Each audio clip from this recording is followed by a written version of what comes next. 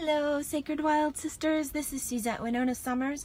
I am in the car rider lot picking up my my daughter from school, but I just wanted to touch base with you really quickly and see how your day's going. It is the full moon.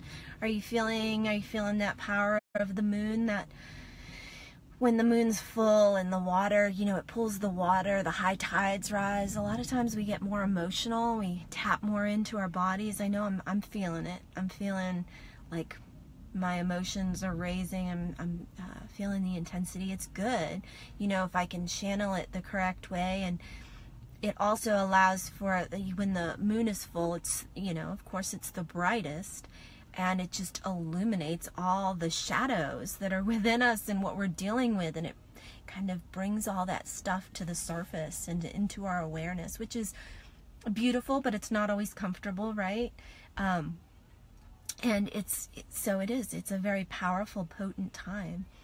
And I just wanted to come in and talk to you. I noticed a lot of people have been bringing up this this feeling of, you know, having done so much for others, and we're all in here because we feel like we've lost ourselves. You know, that sacred wild woman, that passionate, adventurous, daring person. And how did we lose that? We were in relationships with people who were probably selfish, but then again, we probably, more than likely, made ourselves overly available to everybody, to them, to our children, to our work, to whomever, because,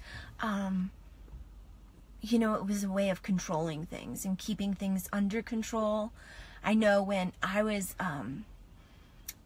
married, my husband had some pretty strong addiction issues, and for me, I was always trying to keep it together. I was trying to control everything.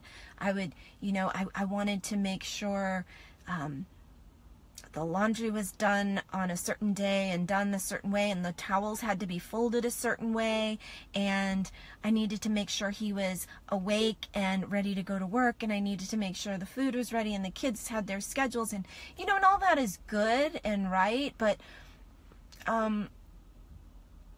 I think without all that stress, there's more of a flexibility to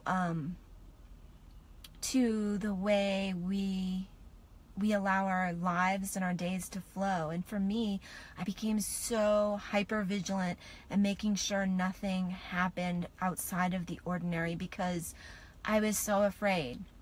I didn't know if he was going to go to work, if he was, hi Michelle, I'm just talking about how when we're in relationships, we can become hyper vigilant about keeping everything together, and we become super over controlling because we are in a situation that is unpredictable, and it makes us anxious, and so we try to control whatever we can in order to have a sense of safety, a sense of normalcy.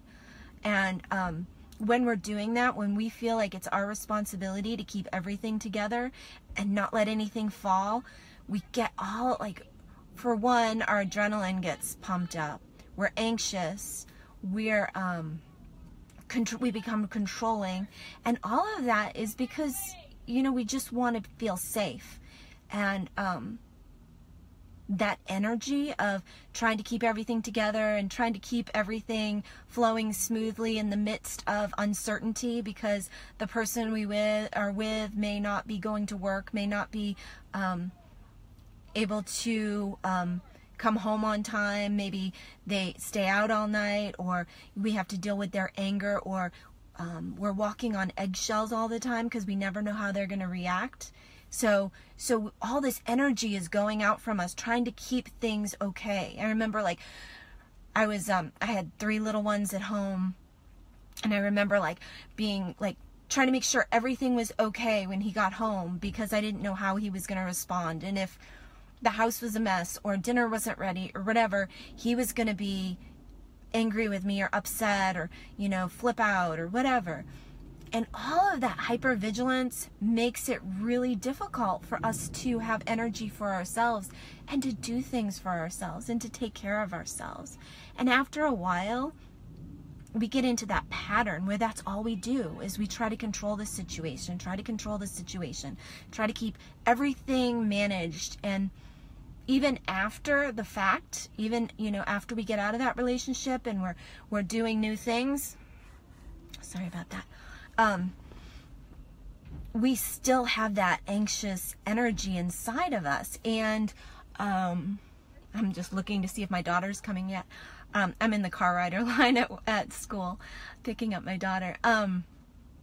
But we get into that habit and we stop. That's where we lose ourselves. We lose ourselves because we're so hypervigilant. We're so focused on keeping everything together that we forget to take care of ourselves. We forget to take time for ourselves and love ourselves. We forget what we like to eat or what we like to drink, or we forget about all kinds of things. Getting a massage, taking a walk. Oh, my daughter's here. Join me tonight. I'm gonna go because she's in the car. But join me tonight. We're having a full moon circle at 9 o'clock. I would love to see you. Michelle, I'm glad you're here. I hope that you can join us tonight. If you want to join the full moon circle, say hi, Aria. If you would like to join the full moon circle, just email me at summershawksong@gmail.com. It's on our group page, and I will give you the link to get in touch with me and join us on the circle call. It should be a good night, a good full moon circle. There'll be directions of what to bring and everything when I email you back. Yeah, so I look forward to creating that sacred space with you and seeing you tonight. If you have any other questions, or you want to learn about my program, you want to learn how I can help you to rediscover your sacred wild selves, just let me know. Private message me. Have a good day. Love ya. Bye.